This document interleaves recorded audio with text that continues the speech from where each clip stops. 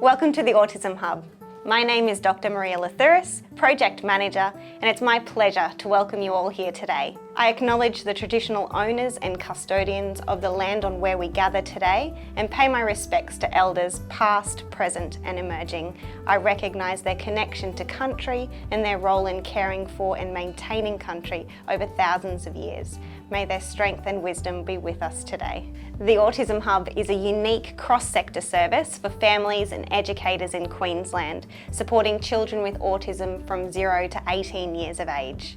We provide parents and educators with ongoing support and advice at each stage through their education journey. The focus of today's session is senior years pathways and supporting schools and families to prepare their young people with autism for their future. And this focus aligns with the department's commitment to putting young Queenslanders on the right track for success in Year 12 and post-school education and work, as well as the department's commitment to QCE attainment for all students. Transitions are critical for our young people with autism, and this is an area that requires careful consideration and planning. Families and schools continue to make contact with the Autism Hub Advisory Service regarding support and suggestions for students in their senior years or preparing as early as possible for the senior years.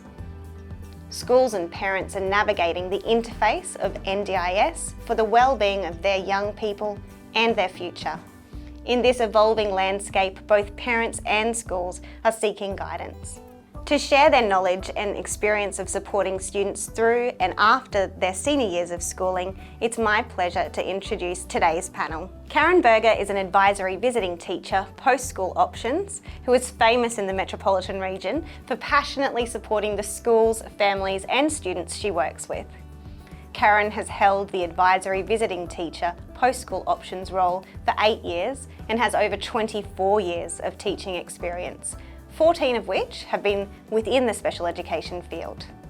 As an advisory visiting teacher, post-school options, Karen supports students, families and teachers with transition planning to life after school. Associate Professor Michael Whelan is a researcher, a father of 2 young men with autism, a movie maker, book writer, musician and all-round nice guy.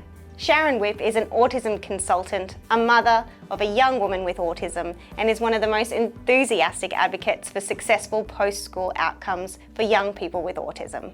In her current role, Sharon brings with her over 20 years of experience, 8 of which have focused on supporting and advocating for autistic adults to achieve employment success. Sharon was involved in the Dandelion program and is currently implementing methodologies into the Disability Employment Service. And finally, Lynelle McDonald is a Senior Pathways teacher and has a Bachelor of Arts from the University of Queensland.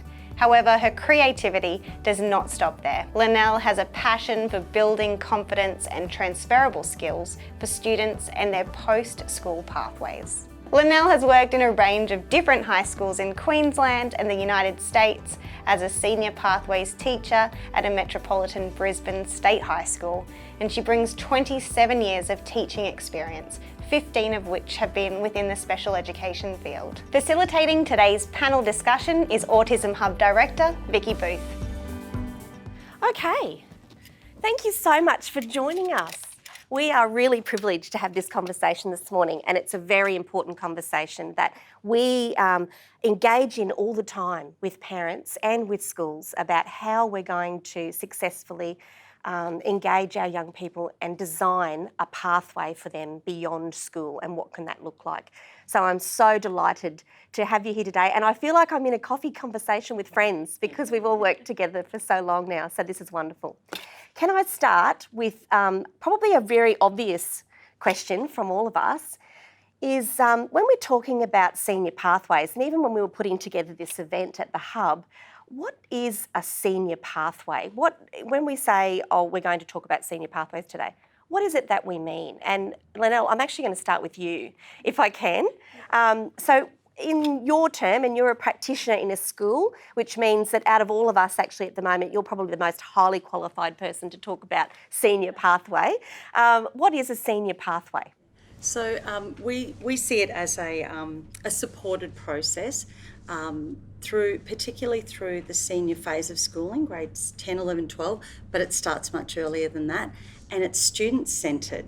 So it has to be about what the students are interested in, where their skill set is, and with so much communication with families as well, particularly being led by someone with that disability-specific knowledge. Yeah. Fabulous. And you're seeing this differently, Karen, from a regional point of view. So not in a school, but more broadly across many different schools.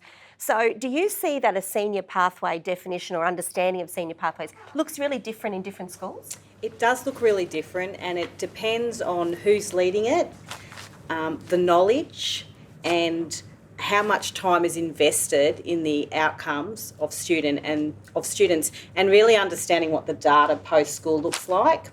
And once people become aware of what is and isn't happening post-school, then I think it drives the practice within a school. Yeah, and look, I think that brings me probably across to you, Sharon, in that what that looks like beyond school is very much your work, isn't it? So the team here, will talk about what it looks like in a school context, but it's that beyond school life that you, and particularly Michael, and I'm coming to you, Michael, what will that actually look like beyond school? So is your understanding or definition of a senior pathway similar to the team that work in schools? Absolutely. It has to be, person-centred. But what I guess I want to talk about it from two perspectives, one as a mum, and what's really important is that we include that individual 100% in that discussion. I'm not seeing individuals come into the workforce knowing what they want to do, what they're good at, what strategies they need to adopt to succeed. They seem oblivious to all those things about themselves, and that's been my biggest learning from a work perspective, is that our individuals with autism are not included enough in the discussions around their autism. From a mother's perspective, my daughter was adamant that she wanted to do science, and she was dissuaded from that for her whole senior years because it was too stressful. And yes, it is stressful, but she was so determined, and she's in her last year of medical laboratory science now and working for Sullivan and Nicolaides. So I guess my point is it's that passion, and she's out to prove some teachers wrong. And that's a big motivator for her. Yeah, I love that story, and I'm going to come back to Olivia later because I think the idea of parents or even school teams thinking about a young person being able to change their mind or change tact is something that can be quite a difficult conversation to have with both the young person and the school. So I'm going to come back and navigate that with you in a short while. But Michael, I know that that idea of senior pathways and heading out into the world of adulting is challenging for young people and for parents thinking what happens beyond year 12. So can you talk a little bit about senior pathways in your understanding of that beyond the year 12 barrier? Sure. Following up on the points that Lynelle and Sharon both made about it being a collaborative partnership between the teacher, the support providers at the school, the parent, and really getting a system to communicate effectively and continuously through that process is critical, so that a parent's idea, for example, of where things are heading are realistic, and that a teacher's understanding of the aspiration of the individual is accommodated and reflected and nurtured. And so establishing modes of communication in those, or through all years of schooling, is important, but particularly in those years as the individual on the spectrum starts to emerge in their interests and their passions. And like, your daughter's interest with science, that's come back now as a sort of, it's emerged after school and perhaps it wasn't given the chance to shine within school. In a way, in post-school, we're not motivated by that need to tick every box by the end of high school in a way that we might have been 15 or 20 years ago, where the system was very rigid in higher education because it's loosened up tremendously. And the end of schooling experience has also loosened up tremendously as well, where we're not trying to get this massive cohort of young people to have the same experience in the same way, in the same timeline, and all be happy chappies as well. You know, it's just, it doesn't have to be like that anymore. So it's much more fluid, the end of schooling and the beginning of what's next, as we extend timelines for the year 12 or exit moment, and change the ways that you enter into whatever's happening next. So there's a lot more fluidity there and a lot more opportunity for consultation and customising that journey. And I love that you say that. And I certainly heard that in all of your answers about the possibility for flexibility and agility around what it is that the senior pathway may look like, and about who leads that and how that can really impact the design of that journey and the successful outcomes of that journey, about who's involved, and particularly having the young person involved, I think is really important. Thank you. I really hoped you would say that. That's great answers. Tick, tick, tick. Karen, I'm coming back to you because Michael brings up a really good point. And, you know, a lot of our schools are now grappling or considering the idea of how do we interface in the senior years with NDIS? Yeah. And I know that you now we're going to talk a lot in acronyms. I'm going to ask everybody to try and unpack the acronyms. So the National Disability Insurance Scheme. And I know you speak fluent acronym. Oh. So you're going to have to be very careful. I'm going to pull you up a lot. But I know that you go around to schools and that you introduce parents and teachers to the services that are available and the importance of young people engaging in those services prior to leaving school. So I wondered if you could unpack that a little bit for us today. In regards to just NDIS or just general services? Well, let's talk about NDIS first. Okay, so in regards to the NDIS, we really push that all schools engage in a relationship with the NDIS. Of course, as departmental workers, we don't work for the NDIS, we're teachers. So it's about bringing the knowledge to the schools about what's available. So that would mean that the NDIS would come to the school and run some information sessions and start educating parents on what the NDIS is about. It's about building relationships within the community. It's about having lots of conversations around what the NDIS can offer, what it can't offer. We would often have conversations with staff that would phone and say, oh, we've got a student that needs to engage with the NDIS, but the parent's really struggling with how to do that. So we would bring an NDIS contact to the school or introduce those services. And then once the NDIS process starts, there can be some conversations from a school point of view of what could be beneficial for the young person, because what happens at home is often very different from what happens at school, and the needs we see at school are sometimes different from the needs that the school, for what happens at home. And so lots of conversations about the whole person, and of course always student voice is so important. So what is it that the student needs, what is it what the student wants, and then how can the NDIS plan help support those things. So as the young person continues on their journey, sometimes some of that funding from the NDIS can support those gaps that aren't offered in school. Yeah. Thank you. And so how does that impact on planning or designing a senior pathway for young people? So in regards to the senior pathway, it's really important that the parents and the student are aware that they can access the NDIS, if they are eligible, and what funding they can access to support the goals of their senior pathway. So it might mean a young person might want to go to TAFE whilst they're at school, and I'll talk about this later on, but going to TAFE, there's not the same disability support that's available in school because the funding from school is meant to travel to TAFE, but that doesn't always happen. So some people will access NDIS funding and they will use their funding to have a person do some travel training with their young person or teach them how to get to and from TAFE. So some more of those life skills that perhaps they need to do to be able to independently go and do some of those activities. Some of the gaps So a young person might have a goal of wanting to do something, but there might be some gaps around their social skilling and their confidence, and that will really hinder their outcome if they haven't had some skilling around that. So the NDIS is a good conversation about accessing some funding to help use some of those services whilst the young person is at school. Okay, thank you. And I think, Lynelle, I'm going to actually come back to you around that, because I know that you engage transition officers like Karen to come into your school in Brisbane and speak with parents and your education team at the school. What impact has that had on the design of senior pathways for your students?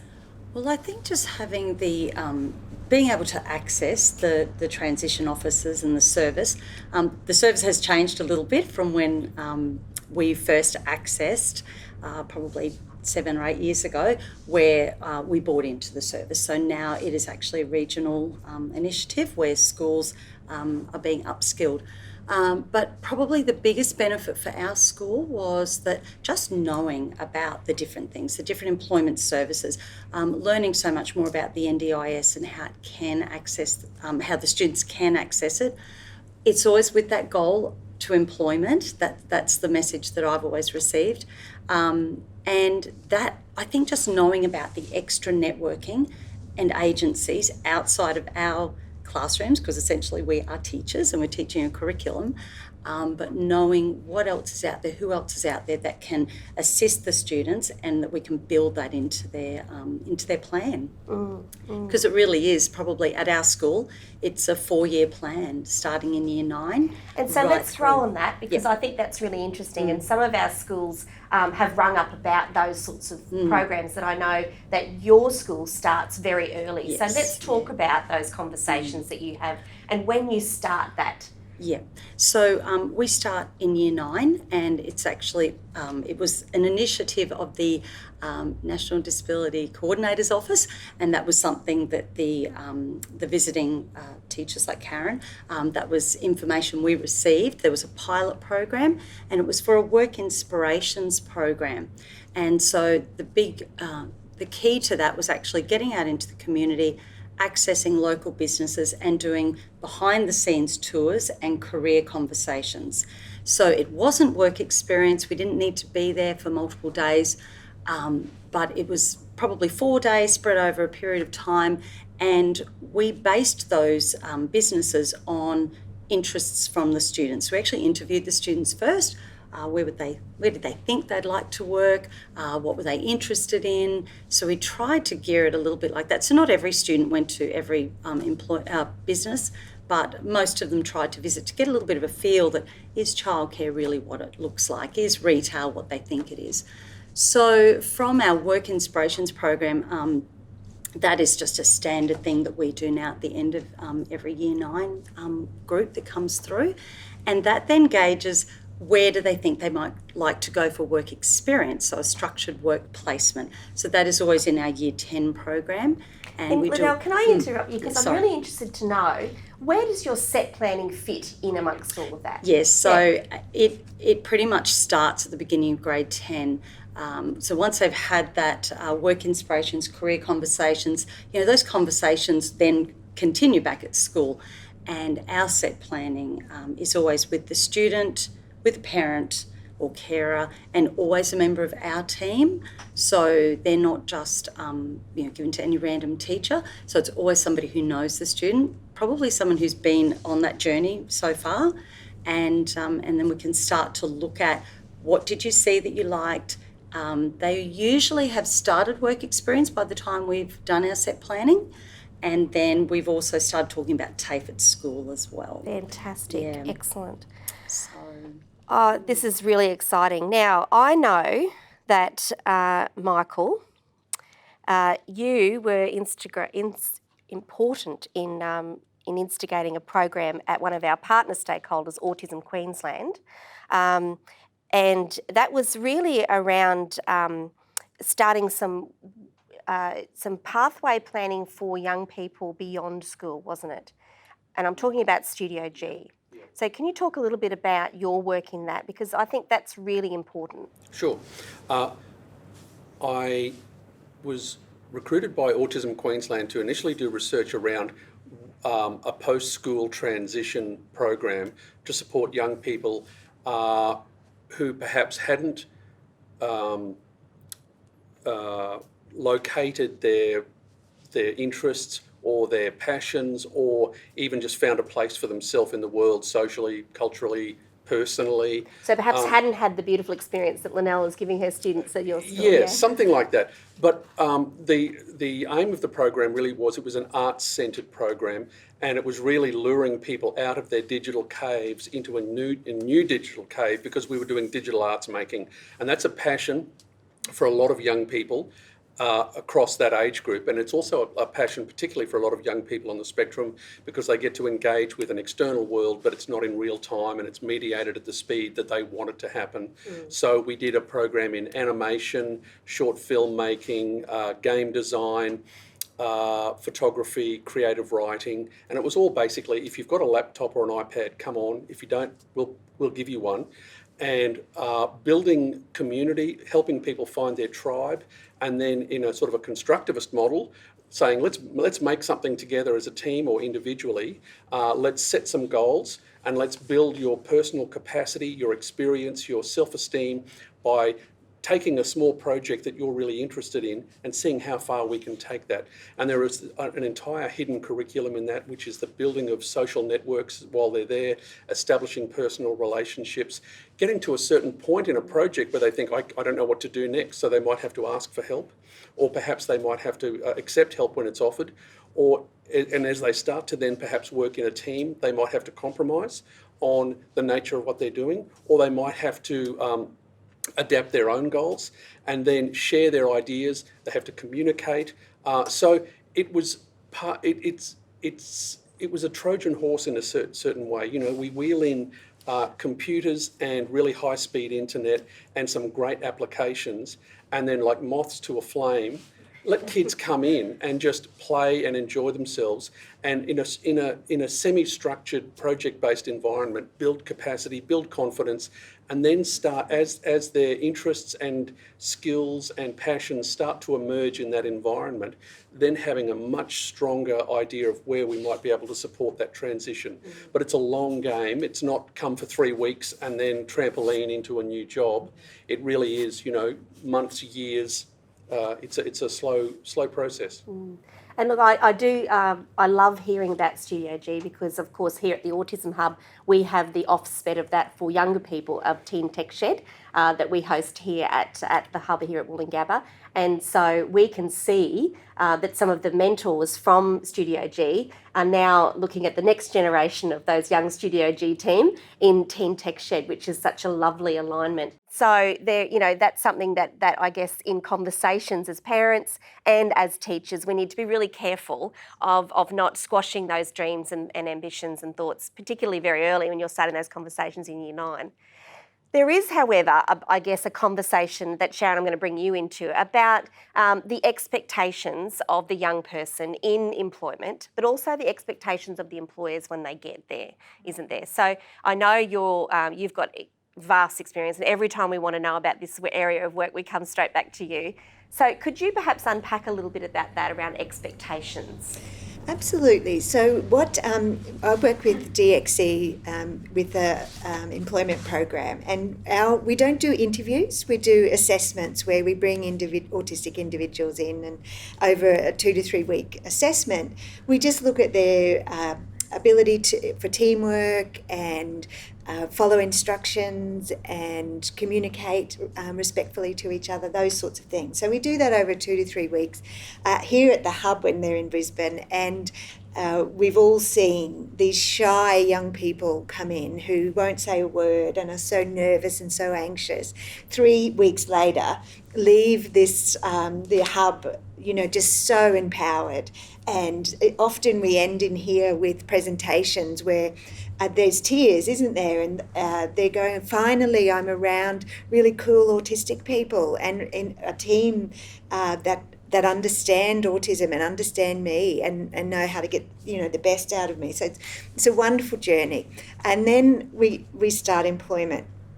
And now our program is wonderful in that we have an autism consultant with our teams with DXE. And so I've worked alongside up to 20 individuals in a professional IT environment, 40 hours a week here in Brisbane. And so what that might look like is we get these young people, not even young people, these people coming into work, and they have no context whatsoever of what work is. So we've got 120 employees across Australia now, and most of them would never have worked. And if they have worked, it's been in, a fast food restaurant or something totally not aligned to their skills. So they do come in, and we really have to start at the grassroots around why do we work? Like, why do we all turn up every day to work when we could sit at home? Like, what's the answer to that? So we have to sort of start giving context around why we do that day in and day out, and what teamwork is, and why things like timesheets are important, and why you don't send emails to the whole office in capitals and tell them they're idiots when they are. And so all day, every day, we give context around the work environment and what work is and why we do it and why it's important to do a good job. And so that's what I've been lucky enough to do for the last 5 or 6 years. And it's exceptional work. We know that. We certainly know that. I'm going to just ask one more question on this, and then we're going to move away, because I think there is a really great conversation to happen around subject selection, and I'm going to come back to this team and then ask for some specific advice from you, Michael. But I know one of the things that you're really strong on at your school, Linnell, is actually about encouraging our young people to do volunteer work. And you've already spoken about work experience, but I think that some schools perhaps don't consider that as part of a seniors pathway or designing subjects for young people, even though we know that that can now attribute to their QCE attainment, which is fantastic.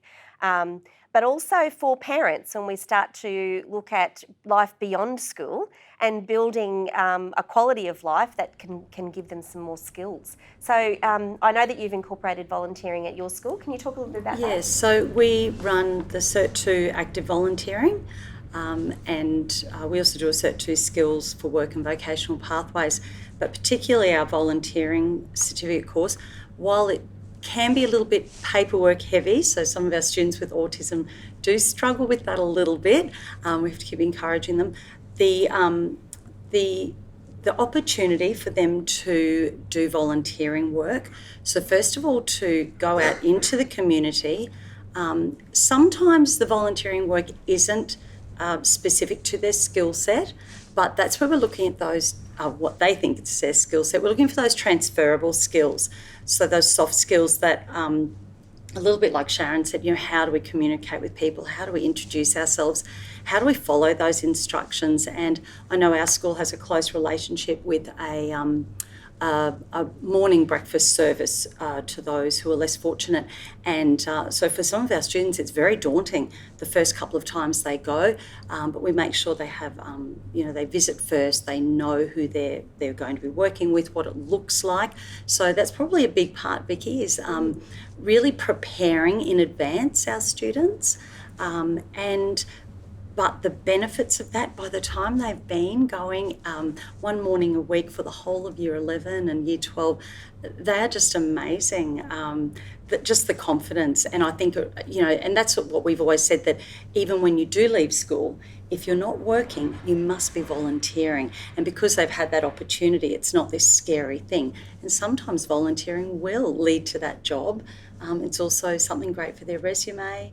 So yes, that's a program that we've actually built into our senior and I think I like particularly Linnell, that it does contribute towards QCE attainment.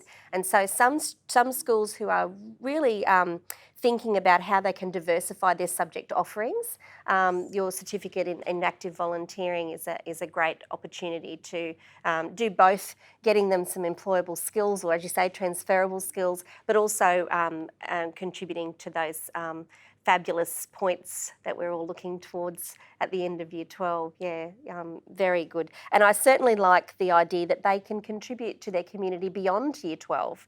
And so having something that they're familiar with beyond school is also a great builder of their own local community. And their support team, which both Sharon and Michael have spoken so clearly about today. We have calls to the advisory line here at the Autism Hub asking about two acronyms, and that's the DES and the SLES. Yeah. So could you unpack those acronyms for us and talk to us about how they play into some of this, preparation for beyond school? Sure. So the word DES in school comes to me sometimes with lots of anger from staff and sometimes lots of happiness. But a DES is a disability employment service. So around school land, we hear people talking about DESs or DESs. So what is a DES? So a disability employment service is a employment service geared towards supporting people with disabilities. In the world outside of school, they're available for people between the ages of 14 to 65 that have a disability. In school land, they are available for students with a verified disability that are in Year 11 or in their final year of schooling. Now, the only way a student can access a DES in Year 11 is if they're accessing a school-based traineeship or apprenticeship, and then they can access them in Year 12 if they would like some support in finding part-time employment. So in regards to how do schools access a DES? Well, using a DES is user choice, not school choice. So we need to provide opportunities for parents and students to be educated on what a DES is and when they can access them. So what the Disability Employment Service does is in theory, it's to work with the young person to find out what their goals are, what they're interested in, what type of employment they would like, and then source employment and support them on their employment journey. And that might mean engaging with interview skills, writing resumes, supporting work experience, and going to work. To access a disability employment service in the school world, you need to be able to be employed for a minimum of 8 hours a week. So that means the student needs to be able to work independently. So someone is not going to go with them every day, that they turn up to work and work by themselves. And Karen, what about a SLES? So a SLES is a school leavers employment supplement, or as it might be education supplement. It's tricky. The SLES funding is $22,000 for 2 years, so over 2 years, to support students who aren't quite ready to access further education or employment post-school. To be eligible for a SLES package, you have to be an NDIS participant, and you apply for a SLES package in your NDIS package, and then if SLES is approved, you can access SLES providers. Now, the DES world are the people that mainly run SLES programs. I told you she spoke in fluent acronym. I told you that, didn't I? Who is this information most important for, Karen? So the SLES is only available to school leavers, but that can look very differently for many students. So the SLES is predominantly for students in Year 12 who aren't quite ready for school to end, and they've still got room to learn, but they don't need to be in a school. So the school could be involved in this conversation. Definitely the student. The NDIS, yes. But there's sometimes students that, like I have had a student in Year 11 who school didn't work for them, but they weren't ready to go to a DES, because the theory is that we access our SLES, they build our skills up, and then we go to a DES. But there are some students in Year 11 that have that SLES approved early and they plan on leaving school. And we also have some students that are doing a QCIA or have a flexible timetable. They might be doing a VPR, so a 3-year senior pathway, and they might access their SLES, and whilst they're doing their part-time employment, their part-time education, they use their SLES funding and start learning some of those soft skills whilst they're still at school on their senior pathway. So it is very much ours, which is why we talk about designing a senior pathway because you have to design it for a young person, don't Yes. you? And Michael, can I just say that SLES funding needs to be applied for whilst the student is at school, because the money becomes available with their NDIS package. So it's no use the SLES funding being spoken about post-school. It needs to be a conversation that starts in year 11 or even as early as year 9 or 10, but it's funding that needs to be approved whilst they're at school, not post-school. I'm glad that you interrupted, because I think that is very important information for both parents and for teachers and educators in schools to know. Michael, I really want to ask you more about the work that you're doing with the Autism Cooperative Research Centre, because we have not mentioned them yet today. And the Department of Education and the Autism Hub are a partner stakeholder, the only education department in Australia, I'd like to remind you, who are a partner stakeholder with the Autism CRC, and we certainly very much value the work that they've done in this area. And I know that you have been very much involved in that work, so could you share a little bit about that work? Sure. The Autism CRC has been running for almost 8 years, and it's recently just got a 2-year extension on that program with some supplementary funding from the Commonwealth. My involvement there are 3 programs in the Autism CRC, an early childhood, a school years and adult and programs, and each of them have fairly specific research briefs, and there are multiple projects existing within each of those 3 domains, most of which have matured now and are coming to their final report stage. Some were completed earlier in the period.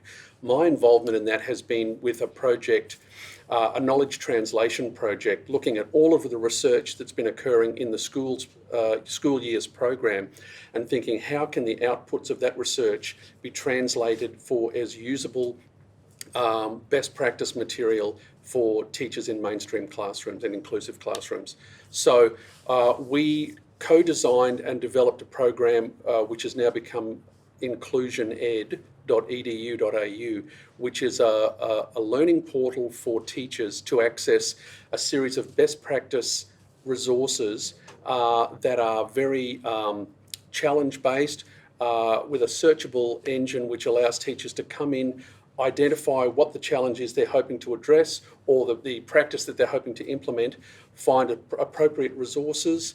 The unique part of the program is that in terms of the visual presentation style, we've borrowed from things like social media or Netflix or Apple TV and things like that to try and design a portal that's intuitive, very friendly, but provides that evidence base. So we provide, for example, video previews of a practice. So if you're looking to provide, do a session on visual sequencing, there's a 3-minute video which shows the preparation, the implementation, the evaluation, and so that a teacher can, within 3 minutes, think, that's what I need, or no, that's not what I meant, that's not what I need. And then behind that sort of trailer is then a rich range of resources for the planning process, the goal setting part of the process. It follows AITSL guidelines in terms of best practice implementation. And I love that, Michael, because it actually starts to build teachers as research practitioners, doesn't it? And gets the gaps of what's happening in a classroom back to the research team to know what it is that we want more information about, and vice versa. Absolutely. It's very much an open communication system, and it also provides documentation in terms of professional learning for teachers. The number of hours implicit in implementing a practice are logged, and then certificates of completion of that particular implementation process are available as to provide evidence for professional learning for teachers as they progress through their cycle of professional learning requirements. What I should mention as well is that the research involved teachers from metropolitan, regional and remote schools in Queensland, New South Wales, Victoria, Tasmania and Western Australia. And they were involved in the process of establishing their needs in terms of priorities, in terms of authoritative voices versus pedagogy and implementation and universal design for learning principles. It also included parents. How do they need to participate in those collaborative partnerships? What do they need to know? And then we went to kids on the spectrum and said, if you could design the best teacher, what would they look like? And if you could design the best classroom, what elements would it have in it, and how would you interact with them? And so we've tried to pull that co-design experience into building Inclusion Ed. And once we've done that, we've gone back to teachers in various settings and said, what do you think of the interface? Does it make sense to you? Is it logical? Is the material adequate? Is the information sequential and logical for implementation? And so that continuous co-design conversation with teachers, combining with that community of practice element where we're connecting teachers with teachers as well as with researchers is the long-term goal. And I hear also in your conversation there, Michael, the real strength of including student voice. And certainly that's a theme that we've heard very clearly today, that student voice needs to be highlighted and privileged in the conversations that we're having. And I know certainly at the Autism Hub that has been one of our themes throughout April this year, is looking at the role that student voice plays in school improvement. And how important it is that we continue to privilege their voice in these conversations. Yeah, a guiding principle of the Autism CRC is the presence of autistic people in every stage of research, whether it's in research design, whether it's in data collection, whether it's in representation. How do you want to be viewed in this research? What's your presence going to be, and what will that look like? Right through to then critiquing the materials as they're researched, as they're delivered, and of course, language, because language is important and terminology is a critical part of that. And the Autism CRC has a fabulous free online language resource in terms of terminology, not just in autism, but broadly across diversity domains generally. Excellent. That's a great plug. I love it. And it's free. I love it. And it's free. And this is really a great, actually, you've given me a fabulous segue for Sharon, because you're talking a little more about how a young person may be feeling, Sharon. And I want to introduce a conversation with you about interoception. So can you unpack that a little bit more for us? What the greatest learning I have had over the last 6 or 7 years is that autistic people come into the workplace and they don't understand autism. And that was one of the most important things I learned. So when we have teams start with us, we actually run autism training with them. And they're actually the most receptive audience of any of our training that we have run. Because if you think about it, when do we teach people about autism? Like, when do we, through that journey of being diagnosed, going through school, what does autism mean to the way I learn? Like, have I got strong areas of executive functioning, or have I got challenges in some areas of executive functioning? So employees coming into work with us, and they don't know that then they have executive dysfunction. And so they don't know how to pick the right pieces of information out of instructions, or if they're getting multiple instructions and deadlines that they don't realise about themselves, that's actually really difficult for them to do. So one of the most wonderful things that we do is talk to them about that and say, you're not defective, you're not lazy, you're not trying to get out of work. This is actually how your brain is wired, and you have to adopt strategies to follow instructions. So I love to see my team walking around with a notebook, and they highlight things and they write things down and they do to-do lists, and they, we always encourage them. That's important, that info. Can you write that down? Because I'm helping them pick from all of this verbal stuff that's going on. Pick what's important. What's those 5 words that they need to remember? So that's been really important. But also one of the greatest things I've learned as well is interoception. And that Emma Goodall is an amazing autistic lady who has written a program, and they're running them in some schools in Adelaide. And I came across the materials a couple of years ago, and I was just amazed to learn about interoception and how autistic people actually can't feel what's happening. within their body. And so they're not picking up the signs of stress and, fatigue and things like that. So how that manifests in the workplace is that someone will just, go into a meltdown or become really stressed very quickly, and they won't have known that they're getting close to that point because they can't read the signals for their body. So what we do a lot of work with them in identifying that and observing that and putting some words and language around what led to that. So it's starting to feel and understand the emotions and the feelings that they're having in their body. And so we do have to take on an observation role. And in a school context, this was really important for my daughter, and I didn't know it at the time, but she appeared, and she can still appear, to want to get out of things and to become very overwhelmed and go into avoidance. So she's got assignments due, especially in senior years. Executive dysfunction, that's all a bit stressful. I can't really break it all down and work out what I've got to do and by when. And so the time comes for putting the assignment in, it's not done, meltdown, then self-loathing. I'm hopeless, I'm terrible. It was just a cycle for 2 or 3 years of that. And what I now know is that she didn't know all of that about herself.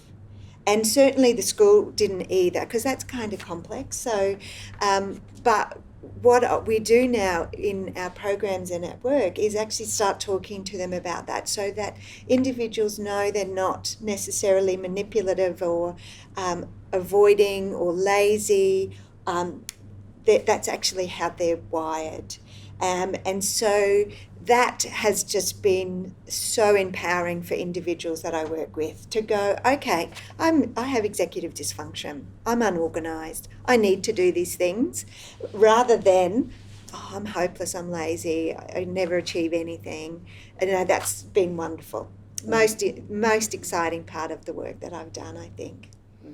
Thank you for that. I love that. I really love that. And certainly we have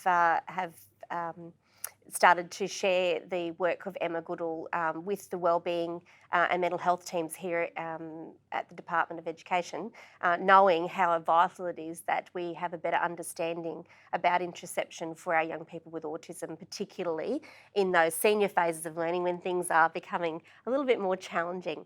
Lynelle, I'm coming back to you now, and we're going to take a little bit of a different direction. I'm particularly interested, and I know schools ask us this all the time, about how creative you can become in senior with subject offerings. Now, I know at your school you offer an enormous amount of subject offerings, which I can only imagine would be enormous interest in timetabling. But however, it does help your students to have, to cover a lot of their diverse skills and strengths. So can you share with us some of the things that you do in your senior as far as subjects are concerned? Very operational question, I know. Yeah, so I suppose we started to see a few years ago that there was a group of students coming through where they would look at a typical senior timetable subject selection, and there just wasn't anything suitable for many of them. So then we would see lots of changes in the timetable, students not happy, attendance was affected. So that's where we kind of went a little bit around the other way, looking at, okay, who are our students? What sorts of things do they, might they like to try? So we were lucky to bring in some of the practice subjects, so the hospitality in practice, agricultural in practices. So we've brought in a lot of those subjects. So there's just that little bit more flexibility, not so ATAR. That's another acronym. Yeah, so not university driven at this stage. So although that you still certainly do offer all of those subjects as well, don't you? Yes, that's right. Yes, and students can choose anything, but we're always having that conversation about where they'll get the greatest success. A couple of other things that we really promote, and we've spoken briefly about, is TAFE at school.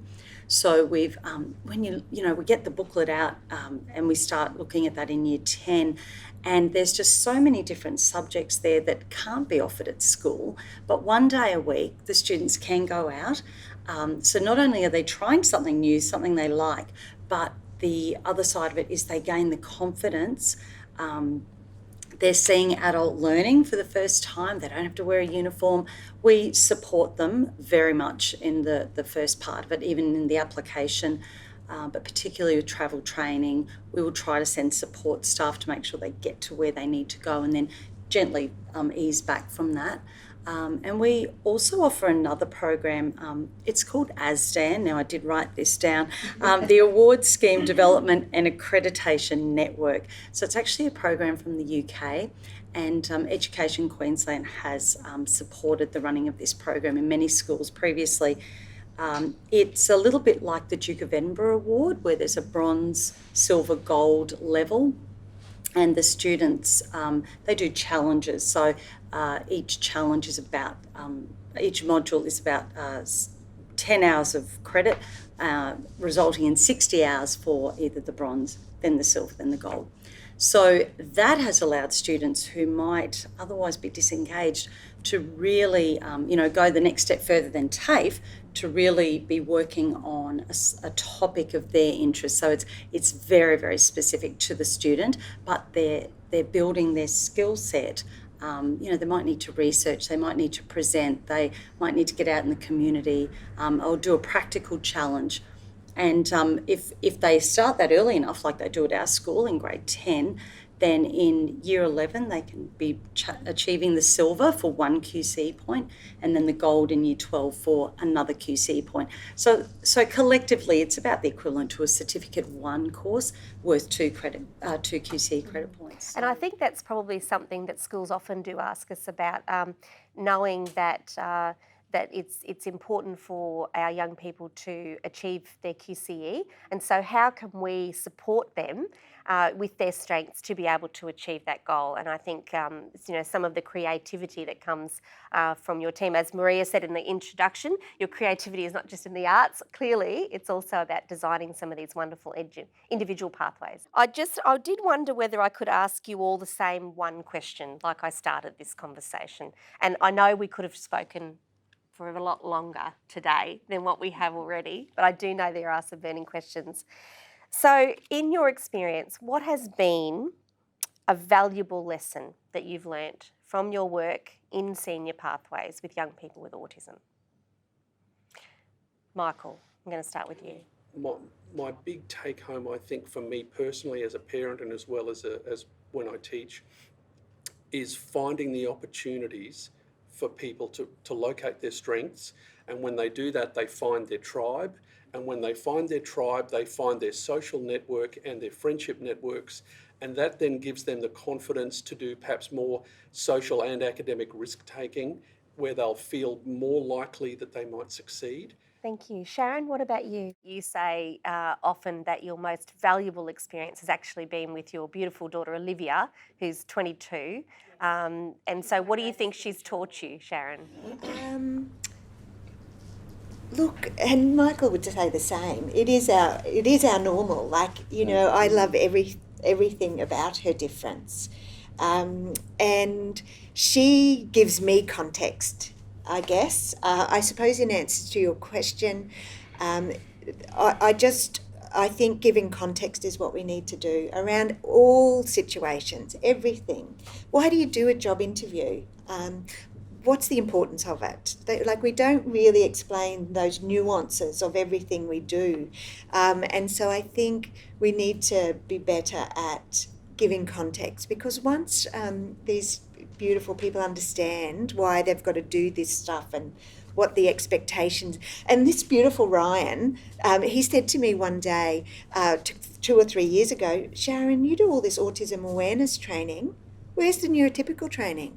Why aren't you teaching me about what you want? And I went, that's amazing. So I said, what do you want to learn? And he said, I want to learn why we've got to talk at events, and why are events important, and why do you put so much importance on teamwork? I like working on my own. Amazing points, So I did write some modules on why small talk's important to neurotypicals and why teamwork's important to neurotypicals. And so they read that and go, oh, okay, now I see why they do this and talk about the weather. And in my beautiful team, we were outnumbered. And they would make fun of us and go, oh, she's talking about the weather again. Or I'd say, how are you feeling? And they'd go, I don't feel, Sharon. So, yeah, that's beautiful. I'll finish with that. That's great learning. And yeah, absolutely. And they are things that we do tend to turn on their side, don't we? So I love that. What about you, Karen? What has been a valuable learning for you in this space? I've been really fortunate to work across a number of schools with a number of amazing staff and families, but the biggest thing that I can take away, and my advice to give to anybody on this kind of senior pathway journey, is the value of being flexible, the value of experience, and the most valuable is the student voice. So I would always start a conversation when I used to do meetings with students and say, what is it that you're going to do when you leave school? And I didn't even give them an opportunity to answer, and I'd say, is it work? Is it learning, or is it a combination of both? Because it's not sitting on the couch eating chips and using the Wi-Fi at home post-school. And they kind of look at me. But it was a really good conversation to make them really think about what they wanted to do. And then we would always work backwards. And when I worked at schools that were fabulous with allowing students to maybe go to TAFE and choose some of those subjects like Linnell was talking about, that possibly wasn't anything they wanted to do when they left school, but it gave them confidence.